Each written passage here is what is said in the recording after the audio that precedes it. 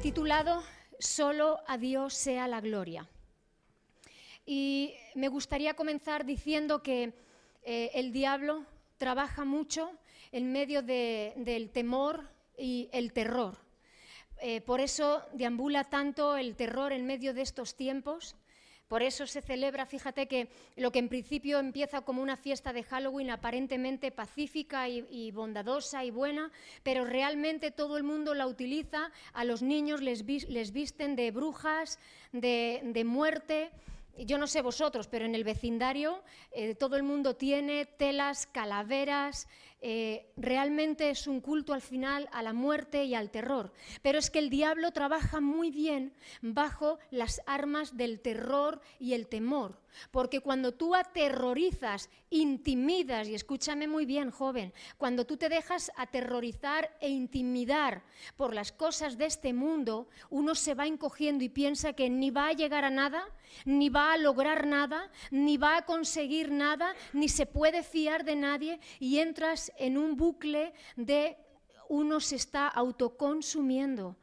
Porque el diablo trabaja mucho bajo el terror y el temor, bajo la ignorancia. Y no hay nada peor que ignorar.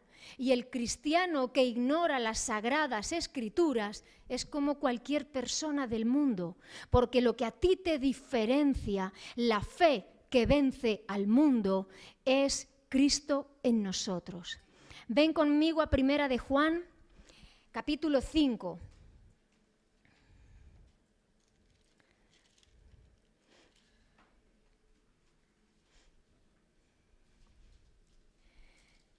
Pero esta es una iglesia, gracias a Dios. Y mientras Él me dé aliento de vida y el nervio que me ha dado, que a veces me sobra un poco también, pero todo mi empeño es que vivamos una vida cristiana saludable, equilibrada y conociendo la palabra de Dios. Porque cuando sales de la ignorancia, viene una liberación tan grande a tu alma y a tu corazón. Conoceréis la verdad y la verdad os hará libres. El diablo intimida, aterroriza, pone incredulidad. ¿Por qué lo vas a creer? Y muchas veces la semilla que es plantada en el corazón a través de la palabra, viene la incredulidad y ¡bum!, la fulmina. Y al final estás creyendo en el mismo pesimismo, pesadumbre y terror que el resto de tus compañeros, el resto de tu vecindario, el resto de tu familia. ¿Y cuándo te vas a enterar que has sido llamado y escogido por Dios? Que eres real sacerdocio, linaje santo, pueblo adquirido por Dios. ¿Cuándo nos vamos a enterar? ¿Y cuándo vamos a entender que el reino de Dios no está fuera, está en mí? Y que el Espíritu Santo se derrama sobre los hijos e hijas de Dios. No esperes que el Espíritu Santo visite al mundo, ni visite a una persona fuera del mundo. El Espíritu Santo visita en medio de la fe redentora en el Hijo de Dios. Amén. 1 de Juan 5 dice así: todo aquel que cree que Jesús es el Cristo es nacido de Dios, y todo aquel que ama al que engendró, ama también al que ha sido engendrado por él. En esto conocemos que amamos a los hijos de Dios, cuando amamos a Dios y guardamos sus mandamientos. Pues este es el amor a Dios, que guardemos sus mandamientos, y sus mandamientos no son gravosos. Porque todo lo que es nacido de Dios, di conmigo, vence al mundo. Y esta es la victoria que ha vencido al mundo. Todos, nuestra fe. ¿Quién es el que vence al mundo sino el que cree que Jesús es el Hijo de Dios? Este es Jesucristo, que vino mediante agua y sangre, no mediante agua solamente, sino mediante agua y sangre, y el Espíritu es el que da testimonio, porque el Espíritu es la verdad. Porque tres son los que dan testimonio en el cielo: el Padre, el Verbo y el Espíritu Santo, y estos tres son uno. Y 3 son los que dan testimonio en la tierra, el espíritu, el agua y la sangre. Y estos 3 concuerdan.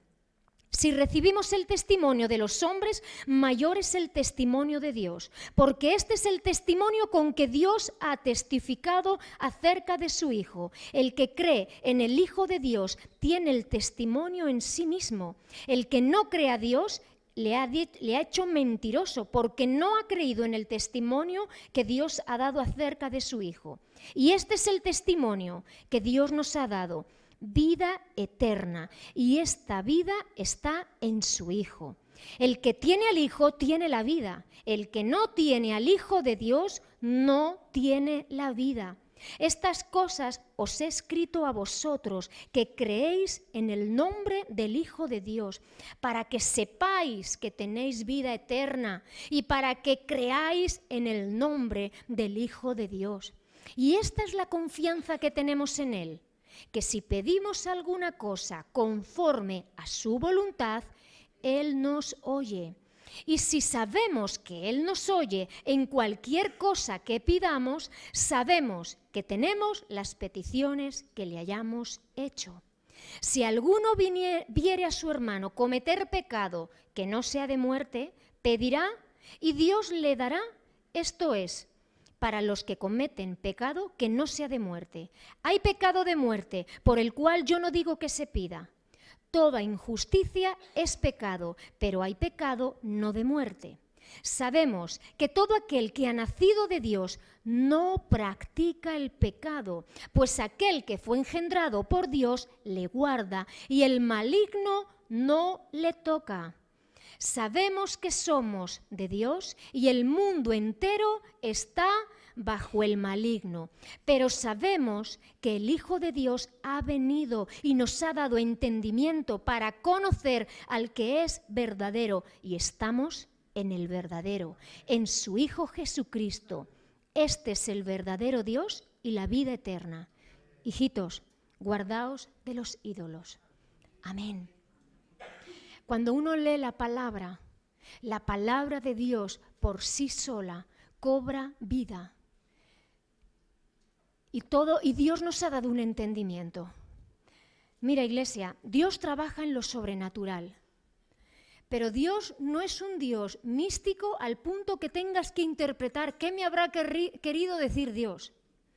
Dios trabaja sobre el entendimiento humano y Dios trabaja sobre la razón de nuestra inteligencia. Por eso dice la palabra que conoceréis la verdad y la verdad te liberará de muchos temores, de muchas mentiras, de muchos complejos, de vanidades. La verdad hará libre al hombre. Y en medio de una sociedad que guarda tanto terror y temor, ¿qué es la verdad? ¿Quién es la verdad? Cristo es la verdad.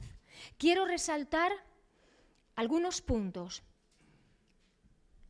Número 1, hay una fe que vence el mundo. Todo, pero escucha bien, hemos leído en el versículo 4, porque todo lo que es nacido de Dios vence al mundo. Y esta es la victoria que ha vencido al mundo, nuestra fe. Pero la palabra te habla que todo lo nacido de Dios vence al mundo. No cualquiera vence al mundo. Cuando hablamos del mundo, estamos hablando de un sistema mundial y de un sistema donde hemos leído que está bajo el maligno. Hermanos, es una utopía a veces orar por la paz en el mundo. Es a veces un poco infantil decir, Señor, que se terminen las guerras. ¿Quién reina en el mundo? Reina el maligno.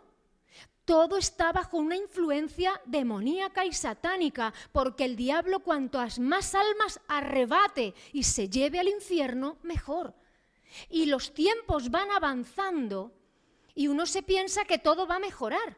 Como alguien que yo escuché, no es que el hombre va mejorando y como la ciencia avanza, la tecnología avanza y el hombre se supera, cada vez vamos siendo mejores. Y yo digo, ¿pero tú y yo vivimos en el mismo planeta? Porque yo no veo que el hombre avance. Avanzan ciertas áreas de tecnología y de medicina, pero el hombre es más cruel que nunca, el hombre está más consumido que nunca, el hombre está más solitario que nunca, el hombre está absolutamente perdido. Entonces, ¿cómo vamos a orar que cesen las guerras? ¿Misericordia de Dios? Sí.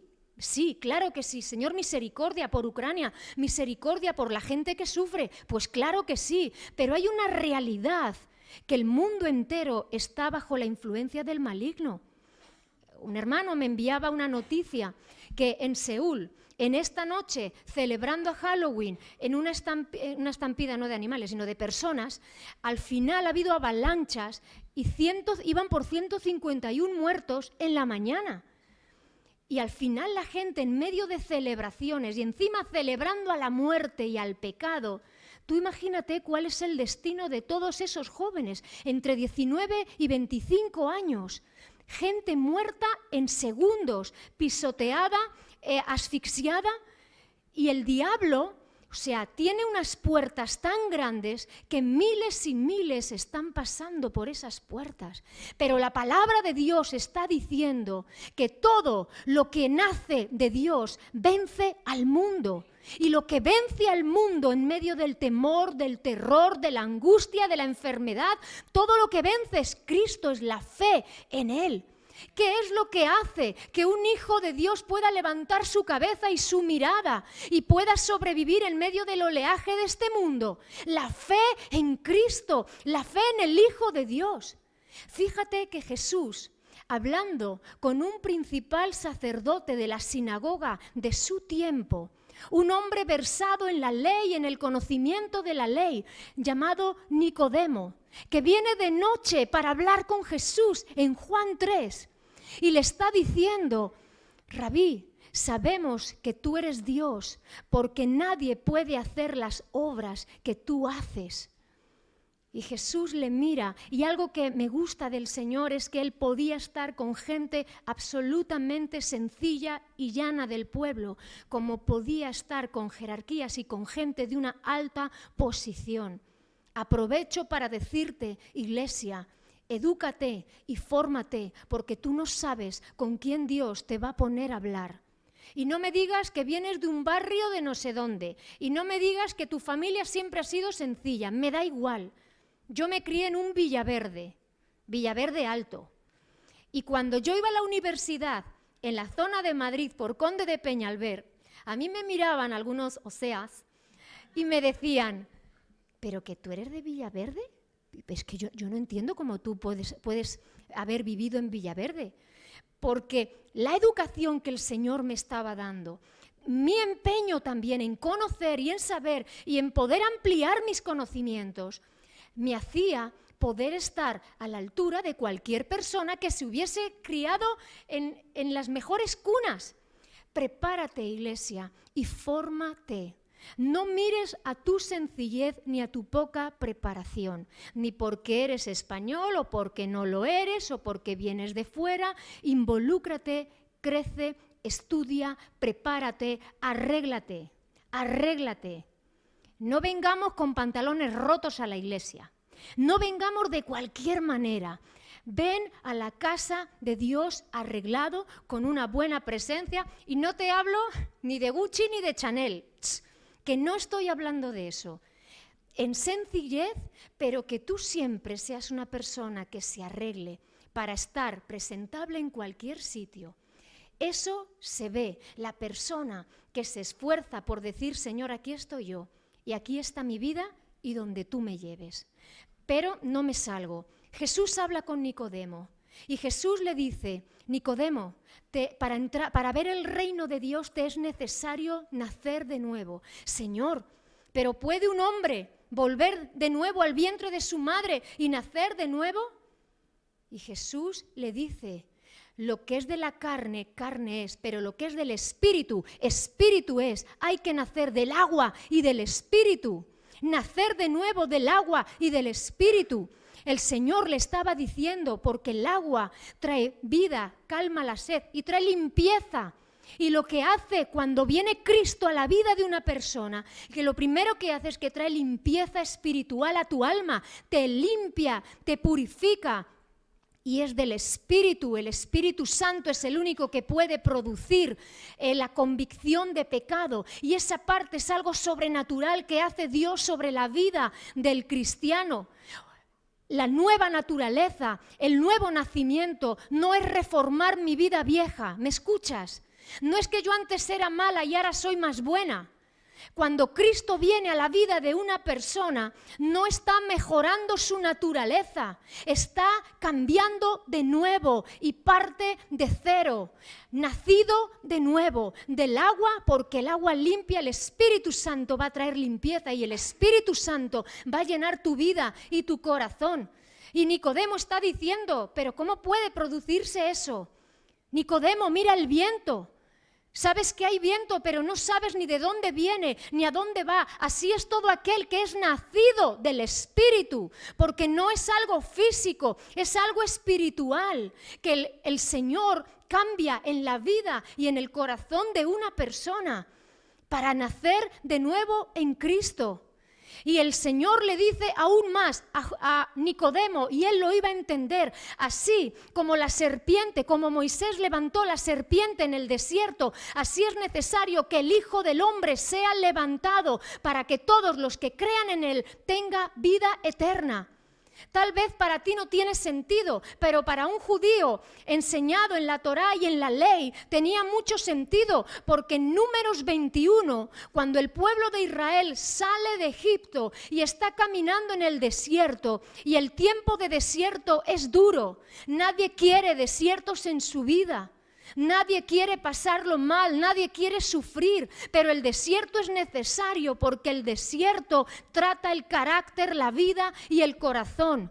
Y en medio de ese transitar el desierto, dice la Escritura que el pueblo estaba cansado, que estaba harto y que se queja contra Dios y contra Moisés.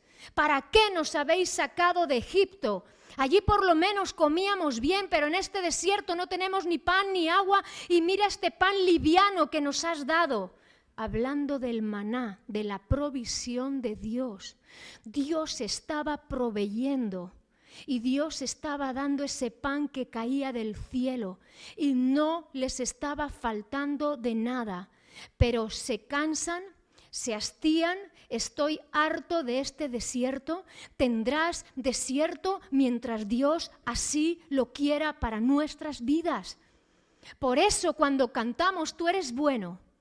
Pero ¿cuándo es Dios bueno? ¿Cuando te da lo que quieres? ¿Cuando te bendice lo que a ti te gusta?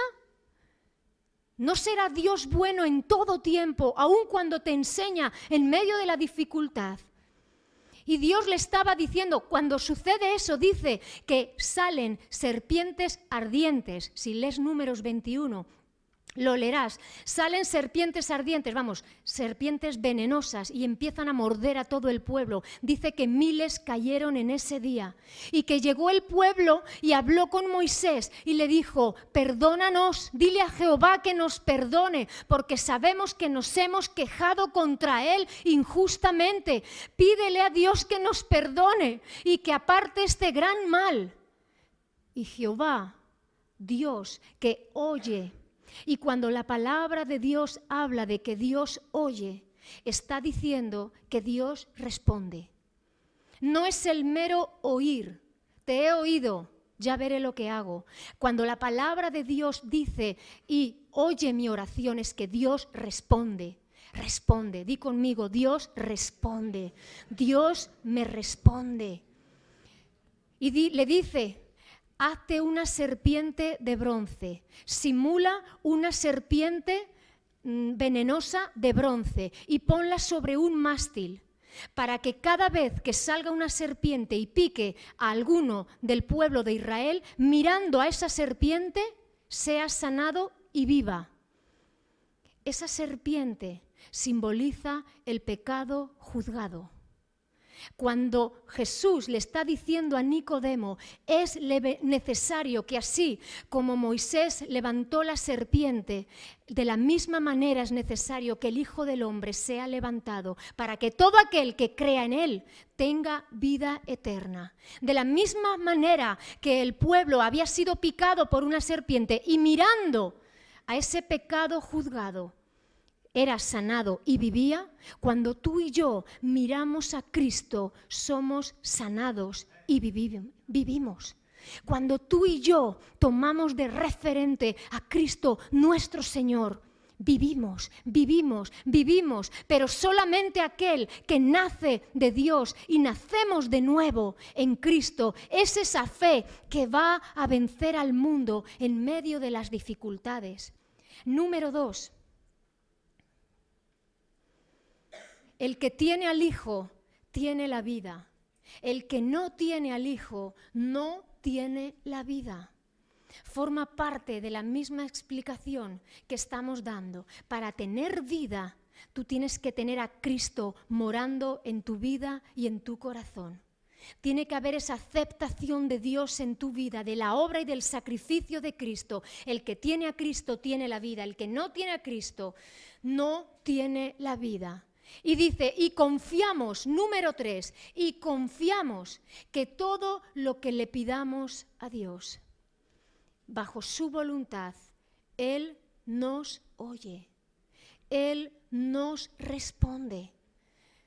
Tú y yo necesitamos, y en medio de esto, ¿sabes? El título de estos versículos era la seguridad bendita, la seguridad que tú y yo tenemos en Cristo, que cuando le pedimos a Él, tenemos la plena certeza y seguridad de que Él nos oye, Él nos responde, siempre y cuando pidamos bajo su voluntad.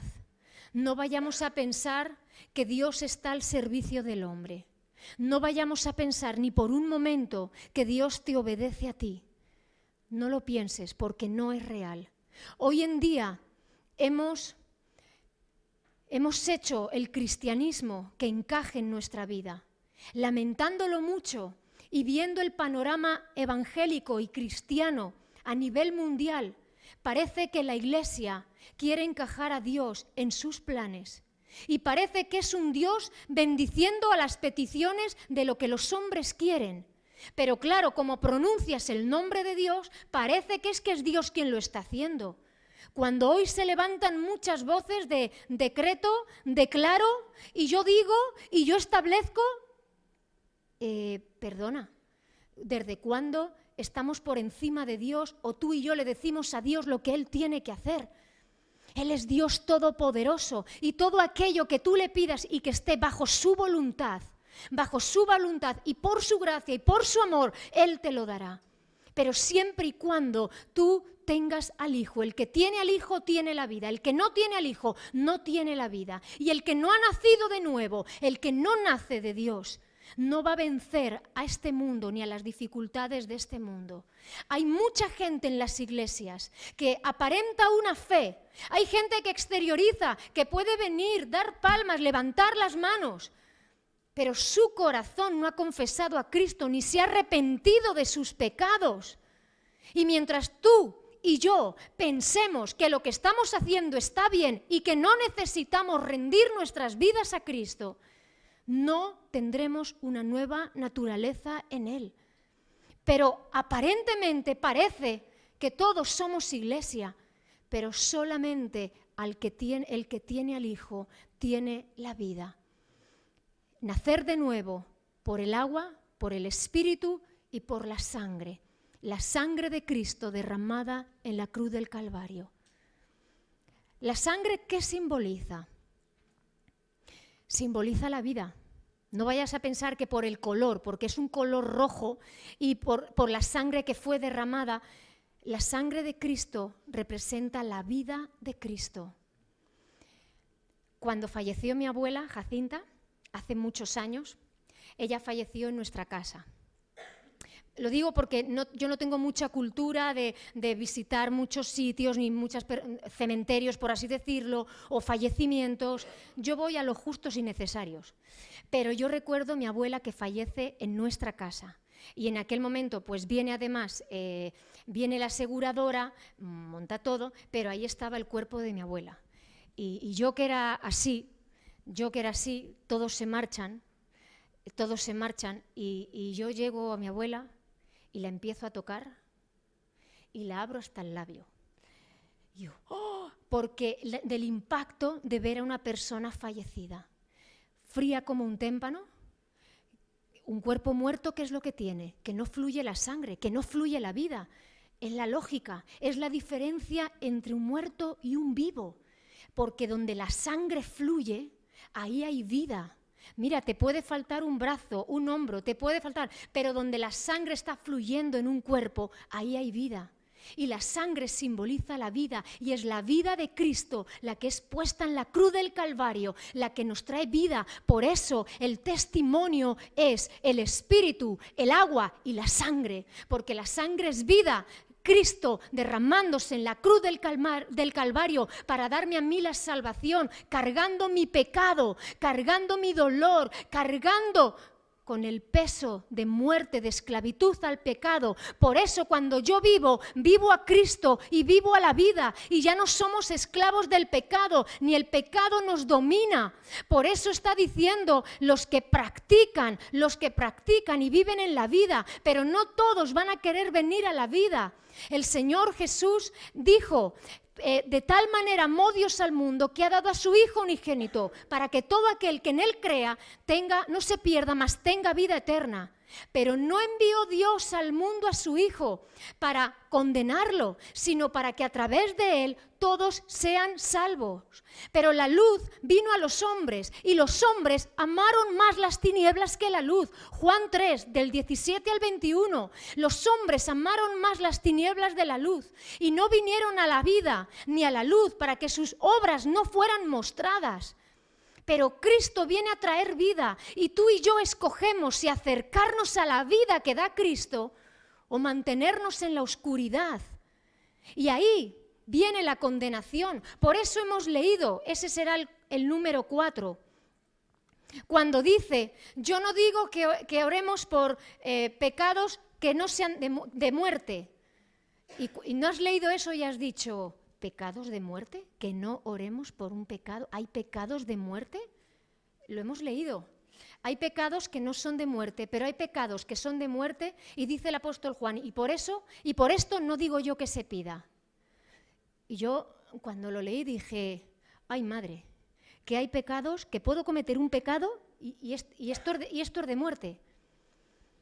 Hermanos, lo que la palabra quiere decir: todos los pecados son perdonados, pero el pecado que es de muerte es para aquel que, habiéndosele presentado el Evangelio y habiendo conocido la verdad de Cristo, lo rechaza de pleno y se aleja de la verdad. De ahí las palabras de Juan 3, 17 y 18, que Cristo vino, pero que algunos amaron más las tinieblas que la luz. El que cree en mí es salvo, pero el que no cree ya ha sido condenado. El pecado de muerte no es ni más ni menos que aquel a quien, habiéndosele presentado a Cristo y habiendo escuchado y habiendo visto la mano de Dios en su vida, aún así rechaza a Cristo y se aleja de Dios. Ya no hay excusa, ya no hay más verdad que hablar. Hemos leído: estamos en el verdadero. Cristo nos da entendimiento para que sepamos que estamos en el verdadero. Si tú y yo rechazamos al dador de la vida, ¿qué nos queda? ¿Qué nos queda? La más absoluta oscuridad y condenación, porque ya no queda una forma mayor de rescatar. Cristo ya lo hizo todo, y ese es el pecado de muerte y de condenación. Que mucha gente puede venir y puede estar en la iglesia, pero has tomado una decisión firme de seguir a Cristo. Y esto no es infundir temor, esto es hablar de realidades. Cuando la realidad se te presenta a tu vida, cuando la verdad habla al corazón y tú sabes por el Espíritu Santo que eso es verdad, que la palabra que se predica es la verdad, ya no cabe otra forma de redención.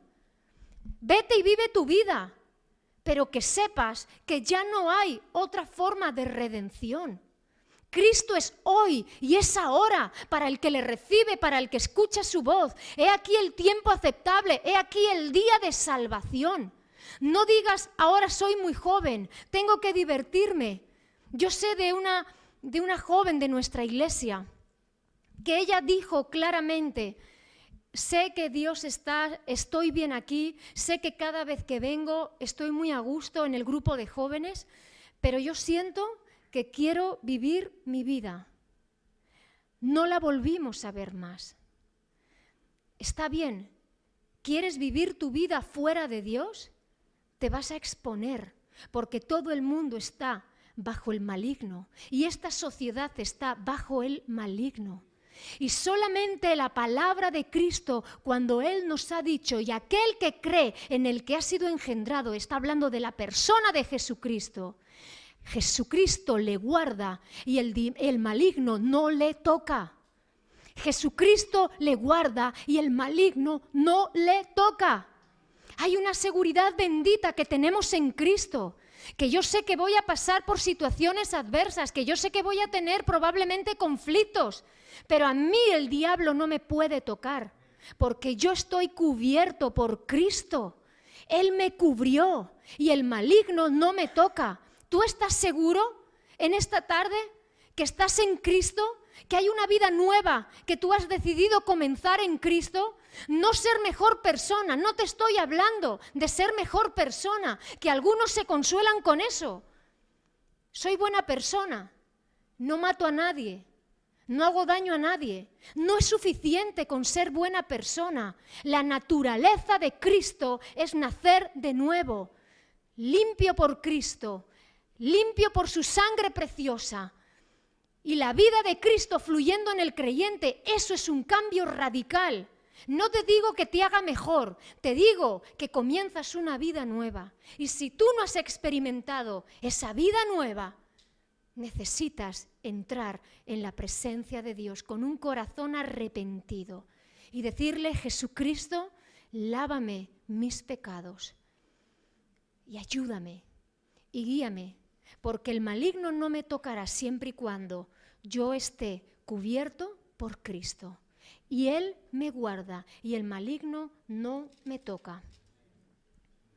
Y sabemos que el Hijo de Dios ha venido y nos ha dado entendimiento para que puedas conocer al que es verdadero. Y estamos en el verdadero, que es su Hijo Jesucristo. Algunos piensan que estos tiempos son los peores que hemos vivido siempre y que como estos tiempos no hay ningunos. Y obviamente los pecados de esta era y de esta generación son distintos o no distintos. Lo que pasa es que ahora se sobreexponen mucho más. Antes no había ni redes de comunicación ni tecnología y lo que sucedía era muy desconocido. Pero han habido etapas de la historia muy oscuras a nivel mundial y en Europa también. Y quiero hablarte de un joven que comienza en el 1505 a estudiar leyes. Quería ser abogado. Y él tenía una fe católica supersticiosa, pues como muchos católicos, de santos, de vírgenes, que te va a caer un rayo, Y él regresaba de sus estudios y en aquel tiempo montaban a caballo. Y dice los historiadores que había una gran tormenta y en esa tormenta un joven llamado Martín Lutero le cae un rayo, pero por la gracia de Dios, por milagro, no muere. Y lo que dice es: Santa Ana, tú que me has salvado, te prometo meterme a monje. Y deja sus estudios de leyes para comenzar una carrera sacerdotal.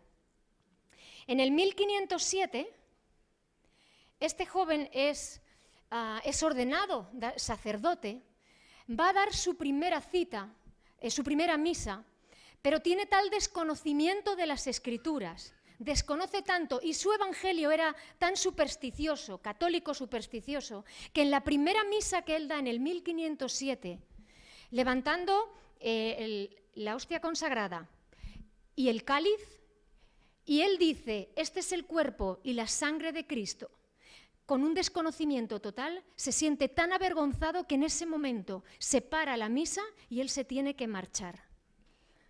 Imagínate, porque el que no conoce el verdadero sentido de lo que se realiza en un tiempo de culto, y en la Iglesia Católica es la misa y es la liturgia que tienen, pero cuando tú no lo entiendes, te estás muriendo de la vergüenza, y eso le sucede a Martín Lutero en el 1507. En el 1509 se licencia en Biblia, pero dicen los historiadores que él tenía una ansiedad tan fuerte, no encontraba paz para su alma, no encontraba tranquilidad de ninguna de sus maneras. Había estudiado, estaba estudiando la fe católica, pero no tenía tranquilidad, ni fe, ni paz. Y para el 1510, él es enviado a Roma por la orden agustiniana de los agustinos. Quienes proceden también de una referencia católica saben que hay una orden de los agustinos. Dice que es llevado a Roma. Y cuando él va a Roma, él se piensa que va a entrar en la Jerusalén celestial. Él se piensa, yo voy a llegar a Roma, eso es el cielo. Está el representante de Dios, que es el Papa, están todos los párrocos, todos los sacerdotes, las altas jerarquías. Cuando yo llegue a Roma, eso es la Jerusalén celestial.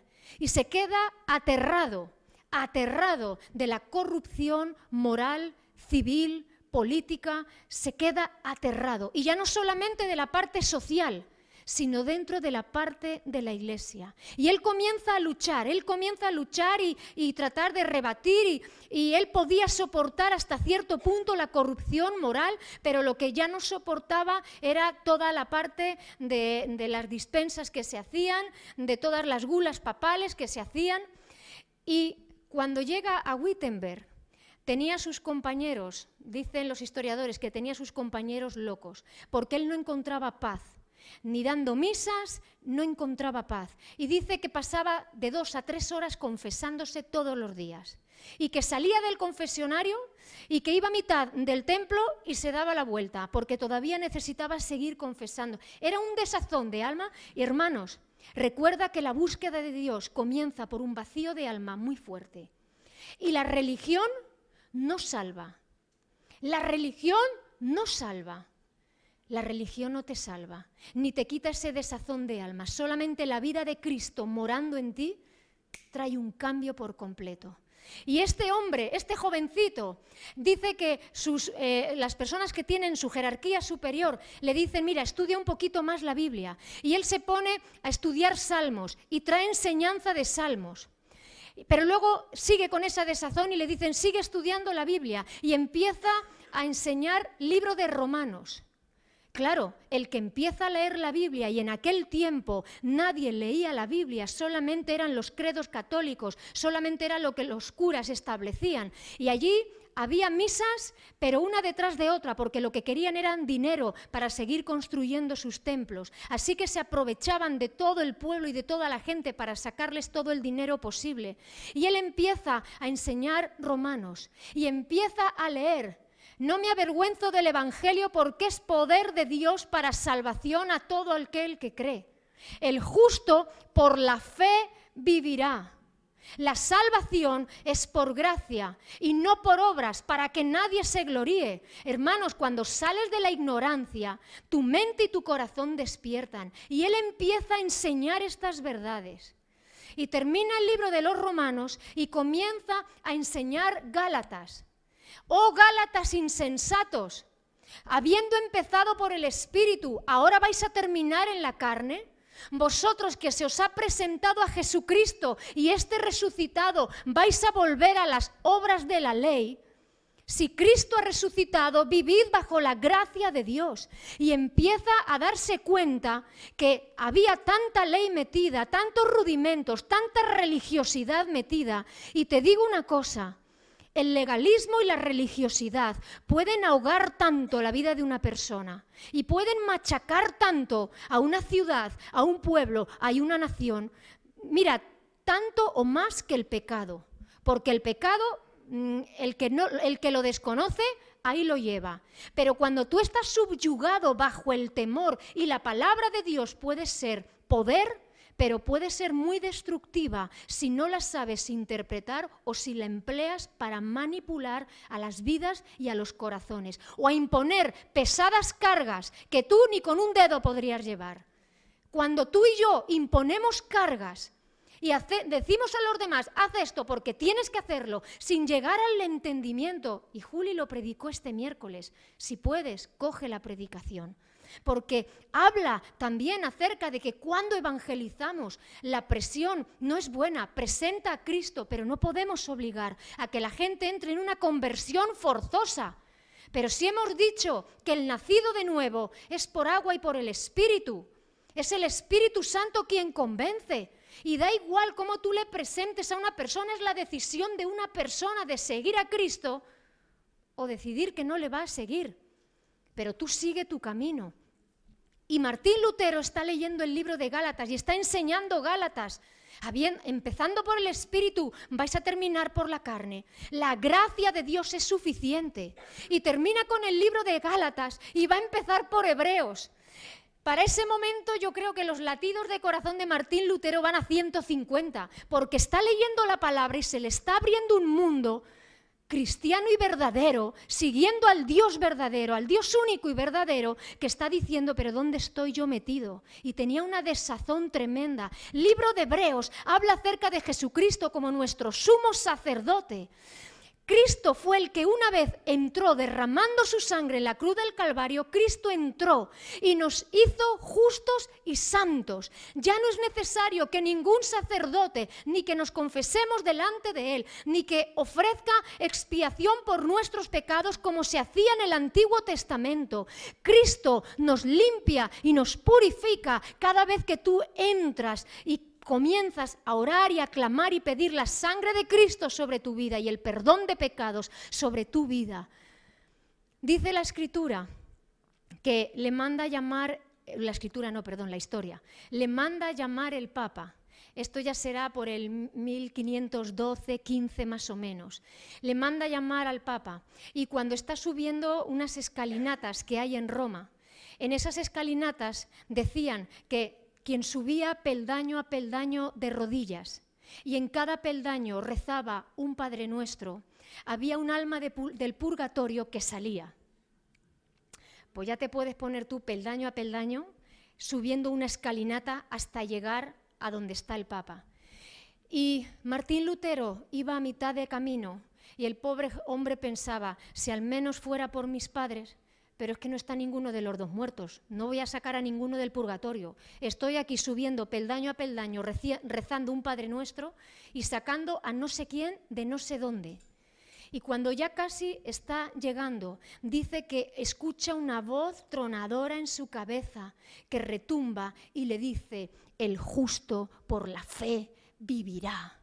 Y él dice, qué insensatez estoy haciendo, qué estupidez estoy haciendo. Y se da la media vuelta y nunca llegó a ver el Papa.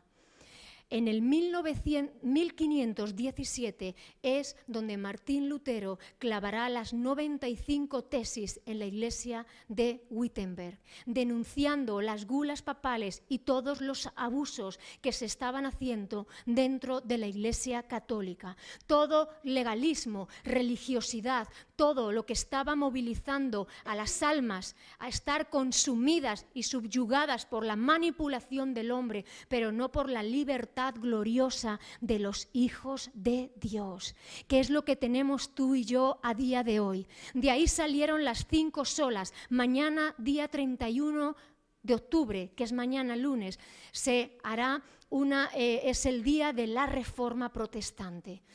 Martín Lutero no quería fundar otra religión. Martín Lutero no quería dividirse. Lo que Martín Lutero quería era reformar la sociedad de aquel tiempo y de aquel momento, llevando a las almas a una libertad gloriosa, a un nuevo nacimiento en Cristo, a que vivieran una vida libertadora, sanadora, bendecida por Dios en sus vidas. Y de ahí salen las 5 solas. Solamente la Escritura es la máxima autoridad y quien marca conducta y salvación para el hombre. Solamente la fe en Jesucristo, sola fide, solo la fe en Jesucristo es la que salva.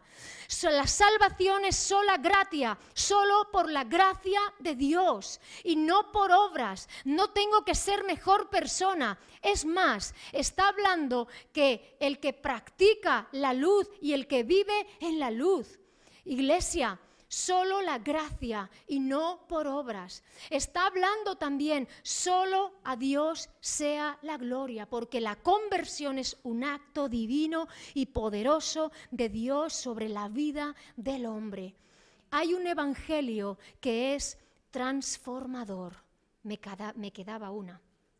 Sola fide, sola gratia, sola escritura, la más importante, solus Cristo. Solamente a través de Cristo hay salvación. No intervienen los santos, no interviene la Virgen, no interviene subida ni bajada de peldaños, ni que tú y yo nos flagelemos, ni que tú y yo ayunemos todo lo que queramos. Hay una gracia de Dios y todo lo que pidamos a Dios conforme a su voluntad, Él me oye y me responde. Me oye y me responde. No necesito entrar en una religión que me consume la vida ni las fuerzas. Entra en el fluir de la gracia de Dios. Pero vengamos a Cristo con un corazón abierto y rendido a Él. Porque dice la Escritura en 1 de Juan que el que practica el pecado no tendrá la vida. No el que peque. Entiende bien la Escritura, el que practica el pecado. La práctica es cuando habitualmente tú estás cayendo porque ya te gusta, no es que uno tropieza sobre la misma piedra, es que te gusta la piedra sobre la que estás tropezando y estás continuamente buscando la piedra para tropezar. El que practica el pecado no va a ver a Dios, pero el que cae en pecado vaya delante de la presencia de Dios, busque el perdón de Dios y siga viviendo bajo su gracia y bajo su amor. Amén. Seguridad bendita y solamente a Dios sea la gloria. Vamos a ponernos en pie.